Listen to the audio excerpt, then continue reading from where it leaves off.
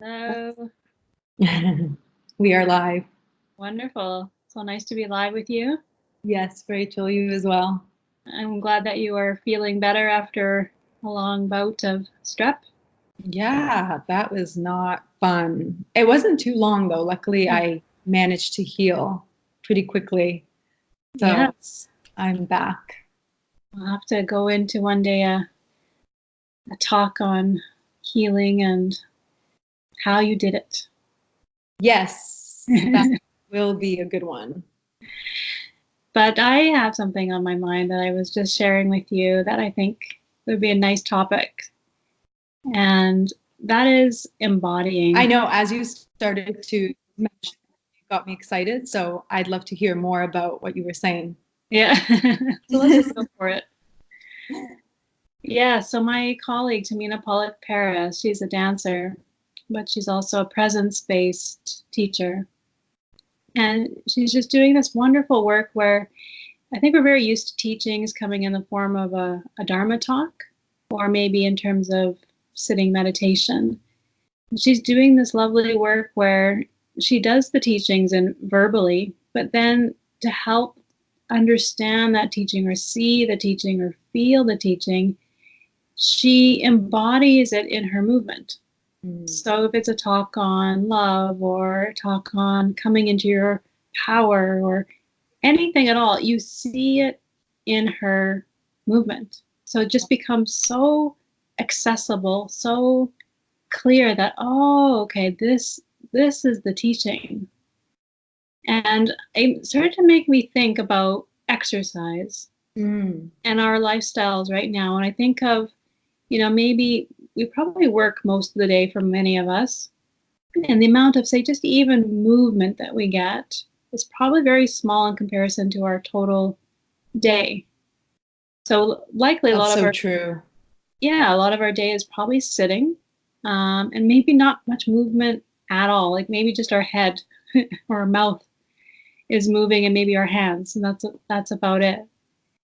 And especially when it comes to our field with chronic pain, and if they can't, say, do the things they love doing, like a walk or yoga or a hiking or whatever it is, then just even the amount of movement starts to become smaller and smaller.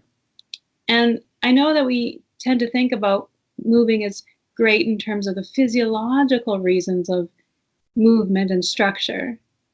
But I'm wondering if, in our culture, exercise right now might be the only thing we have in terms of embodying. So if I Mm. have to jump a little bit to run, that could be the felt sense of joy or of silliness or of play. And that might be the only moment I get to embody that joy and that play because I run. Mm.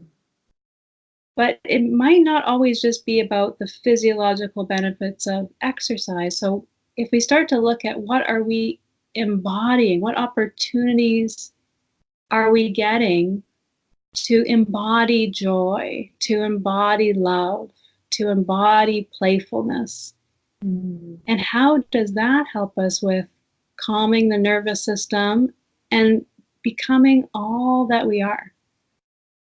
Yeah, it's so interesting because as our culture has shifted, right, we are more into corporate office desk work type environments, definitely indoors. And also our ways of movement have shifted as well. Mm-hmm. So that's interesting how you talk about exercise because I can relate to that. I think maybe not even a year and a half ago, I was very much focused on movement as a form of very strenuous physical type of exertion because I needed it, right? We need it almost as a form of stress relief. Mm-hmm. But the way you move dictates your life. And so I think when you talk about embodying and when you talk about inviting those variations of movement or thinking about movement from a different perspective, it changes so much within yourself. Mm-hmm. And also, I realized this is just a very personal note, but I was completely guided and controlled by yang energy in my life. So that physical exercise, that need for strenuous running, jumping, heavy weights, lifting, that was all yang energy. And it was great, but to an extent, it takes a toll because we remove that sense of balance. When I came to that realization, I started to invite the yin energy into my life. Mm-hmm. And that completely was so transformative because I realized how important different movement is, or slower movement, cooler movement, dance. And I love dancing. I mean, I remember a time in my life when I was inviting more of it into my life, which is I started to bring it back again through ecstatic dance and those sort of kind of what you're doing through the embodying classes. But yeah, we need more of that, right? Mm-hmm. And then if we know that exists, so say we don't know that if I right now just take a moment to embody, like, let's say mischievousness, how in Indian dance, they do like kind of the eyes to the side.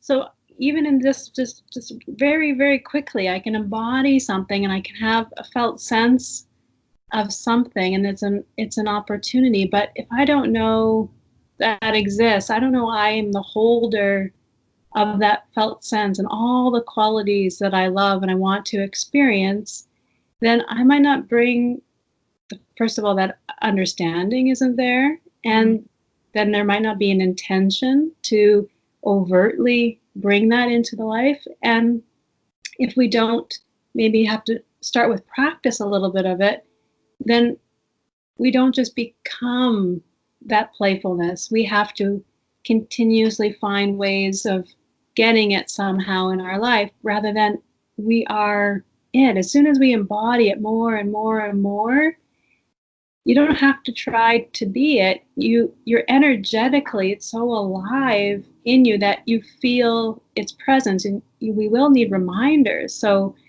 going to dance or running or sitting meditation, they can remind us of things. But the more we have opportunity to embody, even in the smallest way, that's what will be alive within us. So if I embody protecting, if I embody, I don't trust you, if I embody, you see it in the physical posture.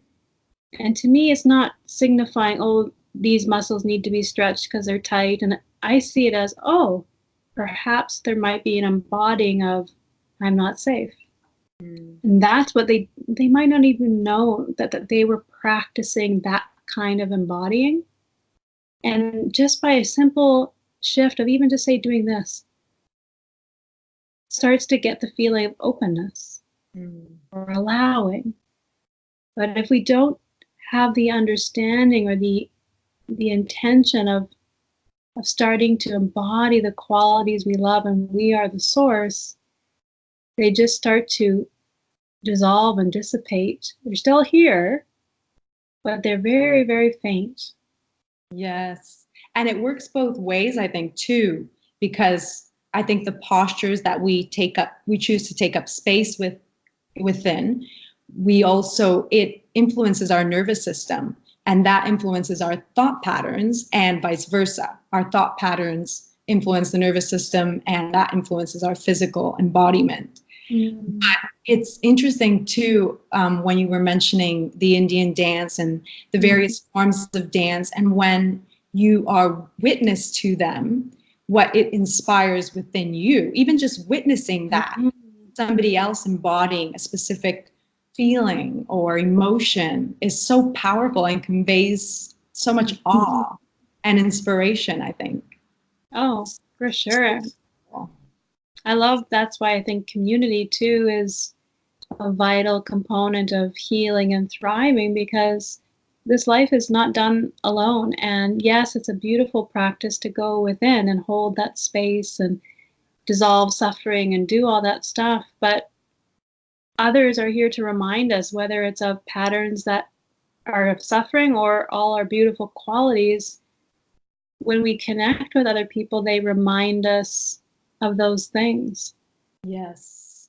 And so they can help us, or they can also dim us if we don't see the teaching and then start to work with it. If we continue, say, to put ourselves in a situation of suffering and not know we have any ability to remove ourselves or transform what's here or say no thank you, then the pattern continues. But if we can see everything as an opportunity, as you said, they're embodying anger, they're embodying love, and this is just an opportunity for me to experience this quality within me. And I can start to see, what do I want to do with that? Yeah, and you can play around with it. And like you said too, with community, I think it also, because it allows you to step outside of yourself and witness it from a different, maybe somebody is embodying an emotion that you have held within you and you weren't even aware of it. Like that's, I think, another reason why it's so important, and to do it together, I think, to have these practices that we can share. Mm-hmm. Another thing too, I was thinking is, I was reading about, I saw this meme, your body is a temple. And I thought that there's so much truth to that. And I think if we start to treat our body as a temple and really honor it and provide that self-love, there's so many ways to do that, but I think one of the most profound, powerful ways to do it is through movement. And the various ways of movement, including physical exercise. I mean, it's so important. And even very strenuous physical exercise, I was recently reading that it actually fosters and helps the development of empathy and compassion in people. So when you really push yourself to those physical limits, for one, it always is so amazing because you realize, oh my goodness, my body can do so much. And it usually is way above your expectations. But also it gives you that felt sense experience of pain and suffering. And so that makes you more compassionate. I thought that was very interesting. That's the neat thing. Like, if we can bring teachings to exercise, to movement, to embodying, no matter what we're doing, if we're training for a marathon and it's for performance, or if we're training to overcome chronic pain and calming the nervous system, I think there's an opportunity to bring in the teachings so that no matter what we're doing, it can be filled with, whether it's joy that we want to be experiencing or calm. Say, those cross-country skiers that have to stop, take out that, I think it's was it a rifle, and they have to shoot and they have to calm their breath way, way, way down quickly. I've seen it. I can't remember what it's called. I think it starts with, isn't it like Italian? I don't know. I remember. Yeah, but I know what you're talking about. They have to be able to embody calm right away to get that physiological response. So they have to be so good at mentally and physically embodying that calming response. And if they didn't intentionally have a practice of doing that, then their performance would go down. So they know they need to embody, they need to be able to conjure up peace and calm and do that type of training so that they can have performance. And they are able to do it, right? It's amazing how we can switch our nervous system from one spectrum to the next, and how we can go from feeling extremely anxious to completely relaxed, or even just by changing our mindset. And so it is so powerful. Yeah. And I think it comes to awareness, right? Again, like what we've been talking about, how if you bring your awareness there, then all of a sudden you can, okay, now I can bring myself to a different state. And the sooner you do it, I think, the sooner you pick up the thought patterns, the quicker you can make that change versus getting caught in them. Then it's obviously a little bit more challenging. Yeah, I like what you said there, because with that awareness, there's things they talk about, mirror neurons, where if you watch a movie, your being doesn't actually know that it's not happening to you. So that's why we have these big emotional responses, whether it's laughing or crying or whatever it might be. And same with people in terms of that we come in contact. We don't know that our bodies tend to start to mirror each other. So if someone's angry and they walk in, we might not know it. We might start to harmonize or mirror with them because energetically, first of all, we're sensing something. But someone is also role modeling something, and we might unknowingly start to do the same or the reaction to it. So with awareness, we can also see, well, which ones do I want to mirror? Which ones do I want to harmonize with? And I have choice.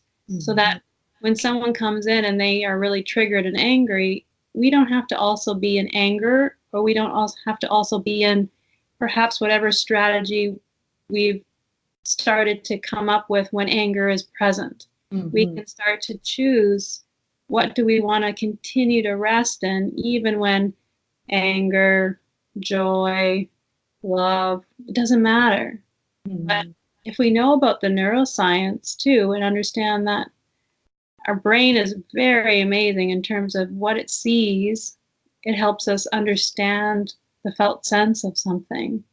That we also have choice of whether or not we want to participate in what we're seeing and the felt sense of it, or if we're going to say, that's somebody else's stuff. This is happening on the movie, but if I take a second and breathe and look around in the room, oh yeah, this is not happening right now. That's happening in the movie. That's just an actor. And all of a sudden I start to get some distance from it and some space. The emotional response to is not as high because I'm not in it. Involving yourself. Yeah. That's so true. But it is so easy to get caught if you're not paying attention.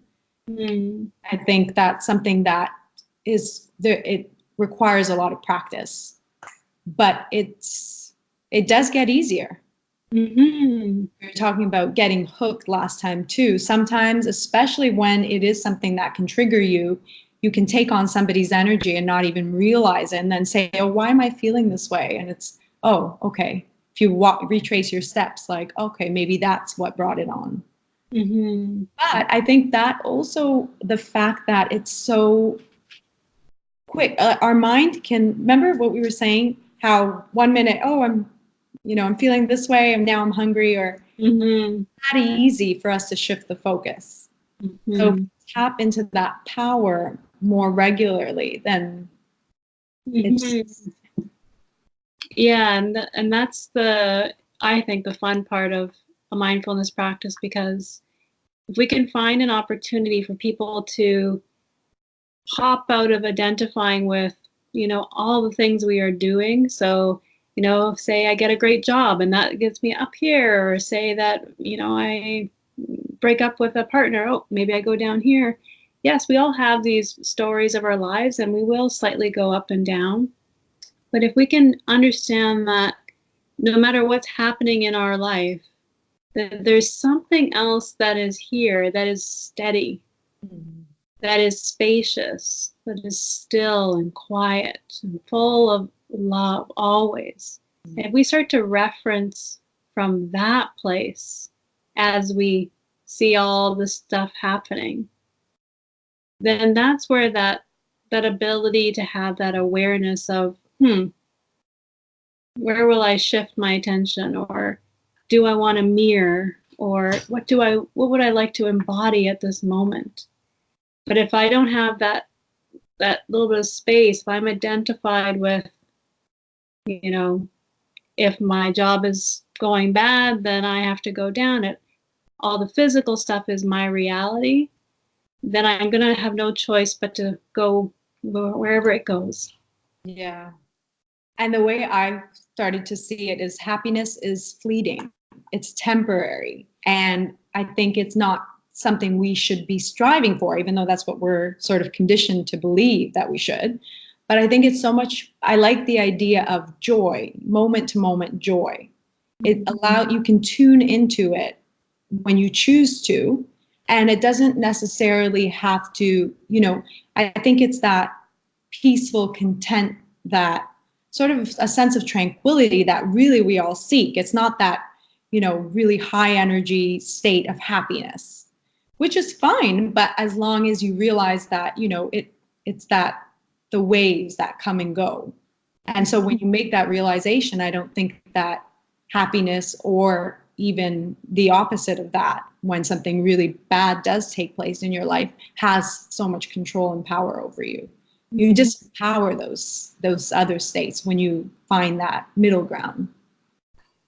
Yeah, it's an interesting point that you bring up, and the way that I think about it is, some people are naturally just, their note is a little bit more joy, or their note is more peace, or their note is more happiness. And the way that I see it is this: if depending on your unique note, you may always be able to tap into a pure happiness feeling, even if our thoughts are really negative at the moment. So to understand too that the happiness is not from the physical form of what we're getting, and then I get to be happy, and then I'm that really like that upper energy. Yeah. It's like the happiness is always here because it's not based on anything physical that I'm getting or not getting, or I'm doing and not doing. So it's like the steadiness can be joy, can be happiness, can be peace. It depends on your note. Yeah. But it doesn't mean that it's from your physical form that you're getting the up or you're getting the down. It's like happiness, yes, can always be here. But can we see that it doesn't matter what's going on in my mind or in my life, this stays constant. Yeah. And I see that as being, right? And presence, which is an uplifting sort of state. But like you say, it doesn't need to, for some people, it could be more just peace, or it could be even melancholy, perhaps. I don't know. I think it's all okay. It's as long as it's not that volatile, emotional sort of roller coaster that we can sometimes get ourselves into if we start to fall in for the physical, for the form. For the form, that's right. Because if all of a sudden, today I get all the things I want, and then tomorrow I feel like crap because that feeling of having just got all the things is gone, then it's an idea of, I might be following my physical form, or what kind of day it is, or how good I am today. But if there's just that, there's a little brightening or maybe a little dimming, but it's kind of here and it's twinkling. It always like a little twinkling. Yeah. Then that is a likely clue that we're starting to rest back into our awareness and that eternal love that is fluid no matter what's going on in our life. I love the metaphor of the blue sky. It's always there. There could be cloudy, rainy, thunderstorm. It could be sunny one day, but the blue sky, it's always there. So you can always just tap into that when you need it. I like that. So tell me a little bit more about, I'm curious to hear some of the practices that you've done through the embodiment classes and the dance class. Is it a class that you're doing, or? Well, I did some workshops with Tamina last summer, and they were wonderful. But what I've been doing is all that I've learned from her, and I continue to listen to her teachings, and she is very active online, and I'm participating in co-teaching with her program about Dance to Divinity. Cool. And so I've been doing some of that work in the chronic pain setting more this year, rather than specifically just taking, say, a class for embodying practice. Which one did you want to know more about? Oh, I don't know. I'm just curious as to one that you've done lately, or. Definitely with my students, either in meditation or in chronic pain rehabilitation. There's something so powerful about the embodying that people get right away, because I will do visualization training in chronic pain so that they can understand, just by visualizing the movement they think they shouldn't do, the same pain or worry and fear come up. But the second time around, and when we do it and I say, visualize someone you think is so capable and that you just really love and all the qualities they are, there's no pain, there's no worry in the second visualization of the same movement. So, I start in that abstract way, but the beautiful thing about embodying is we can then start to take that teaching of, okay, the quality you named in the person you loved was, say, strong or humorous or playful. How, what would we do if I was that playfulness? What would I say if maybe I was the voice of safety? So we're starting to embody things with the words and the tone of voice we have, and also the movements that we do. So there might be just something as simple as doing this. For someone, that might be, I'm safe or I'm loved. And they're the one that creates it. I don't tell them, do this now. I just start to pose those questions to say, what would it look like? What would you say? What would it sound like if you were that quality you're really wanting to come back to? And it will show up. It will start to create, usually it's the tone isn't there. The words come like, you're okay. It's like, okay, so let's stop and feel that. When I say to you, you're fine, you're okay.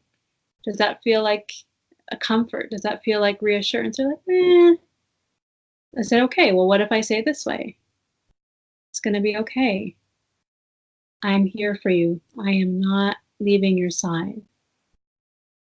Then they start to feel that a bit more. So then they practice that embodying the voice and the movement of that quality so they can remember it. So I'm not even, say, dancing per se. To me, it's a form of dance because this is dance. You could take it, and do this, but this is dance, but it's embodying. And that starts to help the healing process quicker and quicker because, as you said, with awareness, if I know every time I think of bending over and picking something up, I get worried. If I have the awareness of that story and then go right away into, it's okay. You're going to be okay. You're safe. Then I interrupt. Yeah, it's empowering. Mm-hmm.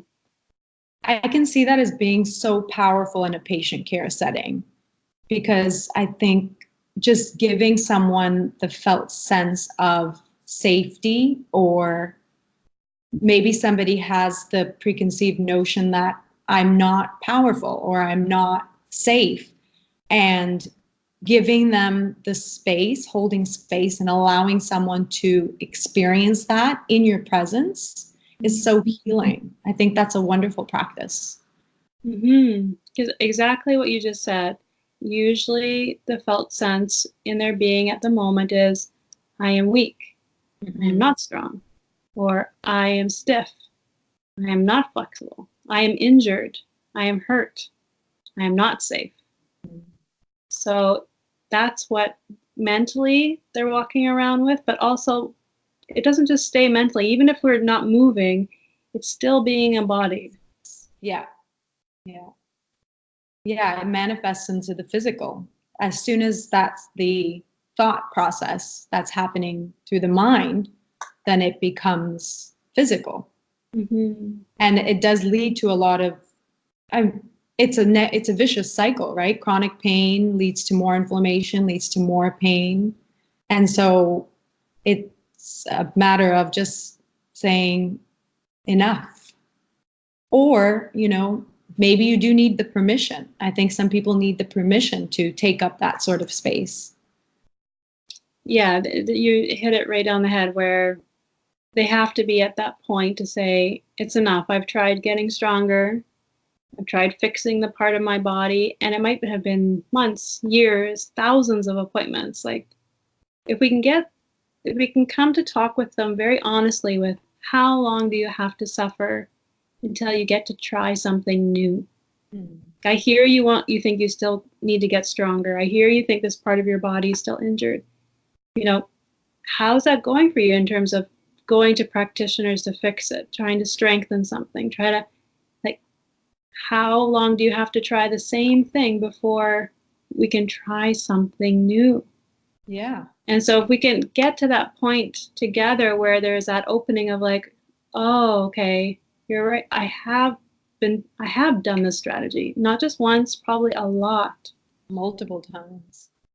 Yeah, and that's where we have to be of, okay, I'm even though I don't believe it usually, it's like I still think I'm injured. I still think I need to get stronger, but I don't know what else to do. So I hear what you're saying. There might be some possibility here. And then there's that opening to try things like understanding the beliefs that are working our nervous system up, understanding the embodying that is telling ourselves that we're not safe or I can't, and moving into embodying that does tell us, I am safe. Now, I love you. And just that, I know it seems so simple. The change in terms of the response is, oh, that makes me feel calm or feels nice. It can be that simple, but that's an interruption of worry and fear. It seems simple, but from a neuroscience perspective, you are actually rewiring the circuitry, right? You're rewiring all those long, I don't know, years sometimes of suffering, and that is so powerful. And so really, in a physiological sense, it's not simple at all. It's actually very challenging. Yeah, but that's why people, have such a hard time believing that, oh, could this possibly work? Like, it's too easy, right? I can't just believe it to see it, but really that's what it takes, right? Yeah, it's amazing how incredible our beings are. We give it the opportunity to. I know some people don't like the word heal, but I know patients use that word, so I use it. If you give them the opportunity to heal or become all that they are, like it's just beautiful to watch. Yeah, it is. Mm-hmm. Yeah, heal could be in multiple ways. There could be physical healing, there could be emotional healing, there could be spiritual healing. Or you could say it remembering. That's another way. Mm-hmm. Mm-hmm. That's beautiful. I love that. Yeah, I've been doing some of my own, more from an entertainment way through the ecstatic dance movement. And I love that the ability to move to various different sounds, because music is so powerful.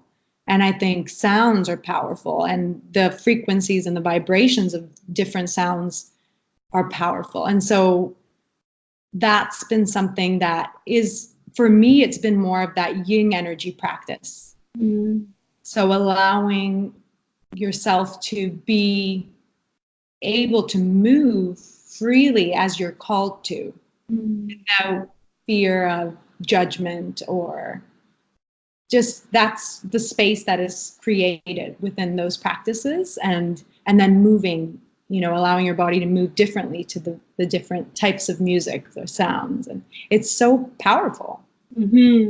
Freeing as well, I think.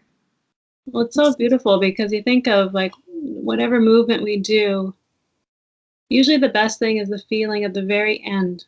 When you've done everything and it's just like whatever it is, maybe some people feel invigorated, some people feel really calm, some people feel like nothing's bothering them, whatever it is. And to me, yes, the physiological response, we know about that, but energetically, the way I see it is we've been embodying something that's reminding us of something energetically, joy, peace, love, whatever it is. And as soon as we stop that movement, that energy is still here. Yeah. And so even though we stop, we don't have to always be embodying in its fullest form, but now we hold that energetic, maybe you want to call it pattern or felt sense, and it's very alive in us. So we the next day or two is usually feels really good because that's still here. And then after 2 or 3 days, it kind of maybe starts to calm a bit if we don't intentionally bring that back or know that we hold that space. But to me, it's the embodying or the movement helps us realize our energetic being that we are, that the space that we hold is holding a certain energy, and what are we going to fill it with? Mm. And you're right. I think there was studies that show that it lingers, that energy, the light energy will last a lot longer. So you might start doing something different, but you still feel it. So you carry it with you into your day. And that's why I think when we honor our body as a temple, then we get into the rituals of, you know, here's, I'm going to take that time for myself, even if it's something as simple as going for a walk, but to do it with the idea of honoring, to do it with, even if it's something as simple as making a meal, you know, you can be creative and move in whatever ways you want or whatever ways you're inspired to move. But I think it's the intention that's so important, to set that intention. Yeah, I know a lot of people are talking about, have you heard of ASMR? Yeah, I've done it once.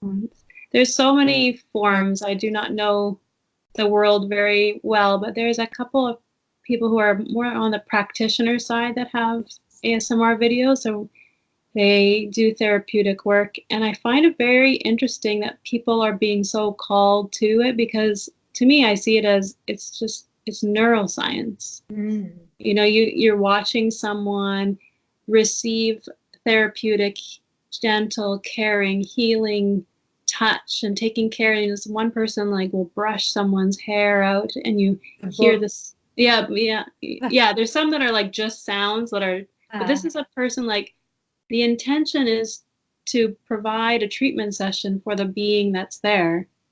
So you see that this person is being cared for. You hear the sounds. They talk in a quiet, gentle voice. To me, this is all part of embodying, say, peacefulness. It's all starting to use our senses. Maybe we don't use the auditory senses very much. Maybe we don't see things that are calming very often or nurturing. Mm-hmm. So now, whether you know it or not, intentionally, you're getting mirrored. So your mirror neurons are seeing gentleness. They're hearing soft sounds that stimulate different parts of your brain you might not be using. Especially, say, in chronic pain, you might be taking over real estate for pain processing. And now this kind of work is asking you to use your brain for other things than pain processing. Yeah. So I love it as a way of interruption, in terms of it's an embodying of gentleness and care and a mirroring of these things that we might have forgotten. Mm-hmm. And one way back in might be to start to see it, to start to hear it, because it might not be in our actual life. Mm-hmm. Yeah, when I first experienced it, it was a while back, but it was such a shock to me, because I thought we were blindfolded and invited to use, you know, senses that we normally wouldn't in that type of setting. And it was so disturbing to your normal, you know, reality. And so some people are very attuned to it, though. I think it certainly resonates more with some people versus others. But you're right. I think it works on that same energy. Mm-hmm. Mm-hmm. And it can be very powerful. Mm-hmm. I'm curious to see if it will make its way into the chronic pain, anxiety world, in terms of, you know, people will get videos to work on things at home to help them with their homework. This mm-hmm. might be, you know, whether it's meditation or it's a neuroscience stimulation of the brain in different ways in terms of ASMR. I think it's very, very interesting that we just try out different things to see what is the response of your being. Mm-hmm. Or what is it that your being is in need of? Mm-hmm. Mm-hmm. Different form of energy transfer that can take place. Mm-hmm. Yeah, because for some, they might actually need or be wanting to embody boundaries. They might be wanting to be embodying more of a, you know, very clear, strong energy, and an ASMR video won't mirror that. But maybe that's the opposite of what they need. Maybe that's exactly what they need. Well, it just depends, like as you said, right? So if, like, say I have high anxiety and I continue to feel unsafe, and I might not know that I continue to put myself without judgment or blame into environments or be with people that I feel unsafe with, then I might have to start to, and it might go against my norm of saying, no, thank you, or I will no longer put myself into situations that only bring the feeling of I'm not safe. And so there might be those moments of boundaries and strength that need to come up in that being versus soft and allowing and it's okay. Because maybe at that moment, no, it's not okay. That's a no. Yes. And that's important to step into that as well. Set up boundaries for yourself and to honor what your being needs in that moment. And then think of the embodying of it. Yeah. The other thing I was thinking too when we were talking about the ASMR is I think it's also powerful because when you think of the notion that 90% of our communication, or at least it's around 90%, is nonverbal. So that there's so much behind that, because when you communicate with someone and you stop using just that verbal exchange, then you now allow for the energetic exchange to take place. And I think that's sort of where the hidden power of practices such as ASMR lies. Because otherwise you're not aware that anything else is happening. Yeah, it's very interesting. Like tapping into the ability to communicate energetically that we might have forgotten that we have that ability, that yes, we can see things and that gives us hints of what's going on as well, or hear, but there might be another level in terms of it's not just sight, it's not just sound, there's something else that we have a felt sense of, or like uh-oh, or oh yes, please, but you couldn't see it or you couldn't hear it, but it just something was there. Yeah. And it even goes beyond body language, right? So it's definitely a very, when you have gone out and you're with someone and then you're together in a group and then afterwards you can comment on certain things like, oh, this and that, and there was never a verbal exchange, and yet everyone's very, very aware of what had taken place. So examples of that in research pointing to it. But I think, again, that if we are constantly just focused on the verbal, then we just miss that. Just a bit. Yeah, I think that's important to say, because think about the studies that say, knowledge alone won't get people to shift to not smoking. It's not enough. There's something else that has to have that aha moment where there is a shift.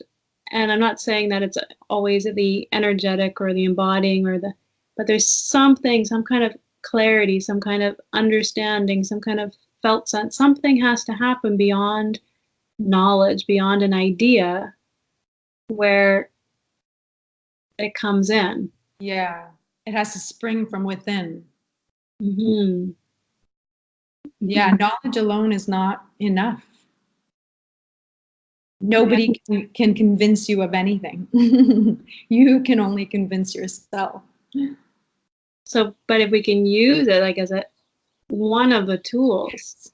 Yes, absolutely. I think it's very powerful. I think it's something that we should incorporate more into, especially Western medical practice, because we try certain things with certain types of individuals and oftentimes they don't work. Why not experience or experiment with something different? Yeah, it takes time. I know, as doing research, it takes time to start to get the evidence on this, and that allows the medical community to come along with it. So, if people like ourselves and others that are practitioners hopefully contribute a little bit to the research in whatever way we can, it will help that shift and allow for more opportunities to heal. Mhm. Mm-hmm. Lovely.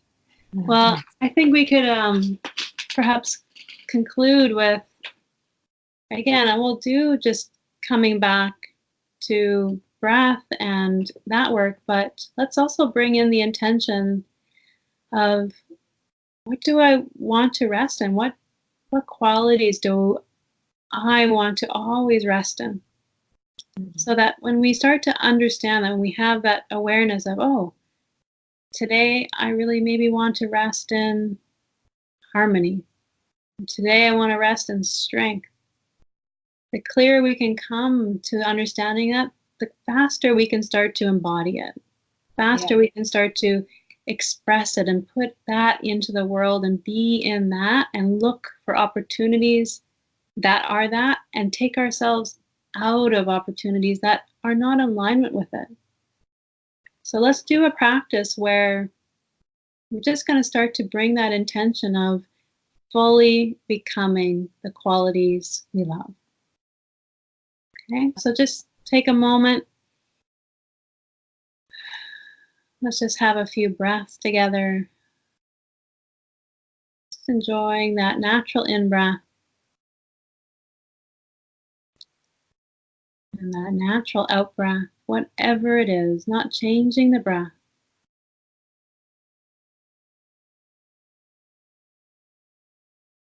Just giving our beings time to settle and integrate all that we have heard. Just giving our beings time to know we are sitting together. We are not alone.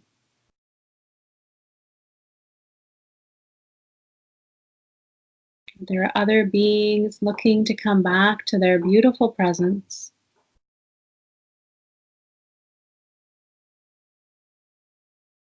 And together as we sit here, without trying to answer the question, just ask yourself, what qualities do I want to rest in? Just wait to see what it shows you.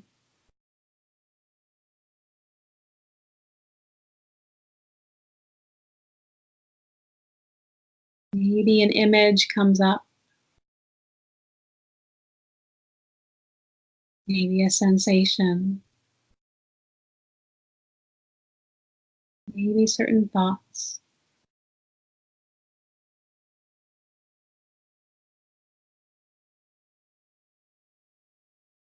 And if some qualities start to come into your presence, perhaps it's joy or peace, just ask your being, what would it look like to speak with that voice of love or joy? What would the tone of my voice be if I was embodying that beautiful quality? And just wait to see what it shows you.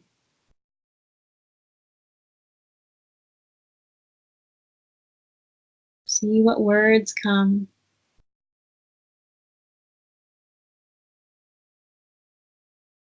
Is it said slowly or quickly?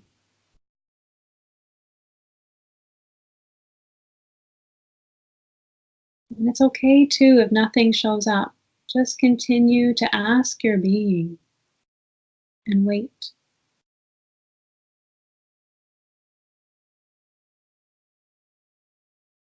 But if certain words come to your being, just internally start to use that voice. Speak those words of the quality that you love.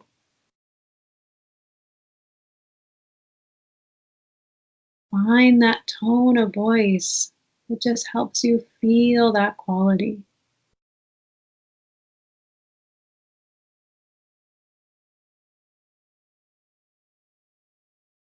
Watch how your being responds to that infinite and powerful source that you are.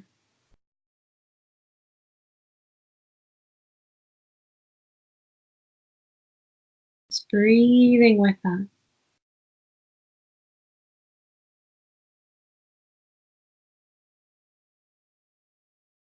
Breathing together.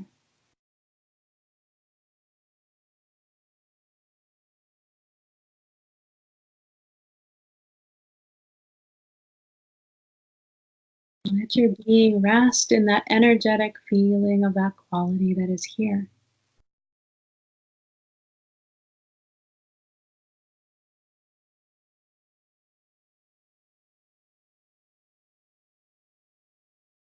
And just let your being know that at any time you can access this. It is always here for you. You are that source. No one can take this away from you.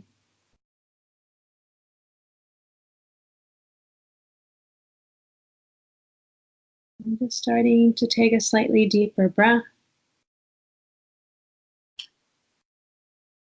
beginning to awaken your being. Before you open your eyes, just let yourself know that within you might be that beautiful quality. And have that intention to see what the world looks like when you look through the eyes of that quality. So when you open your eyes, see what the world looks like and feels like now, after you've started to embody that beautiful quality.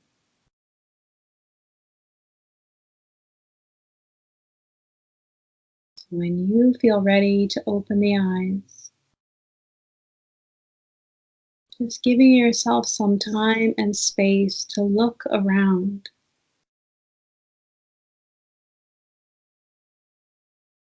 To feel and hear the world through that.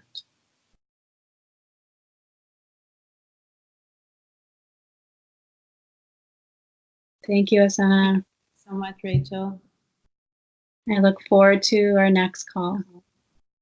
As do I. Have a good day. You as well.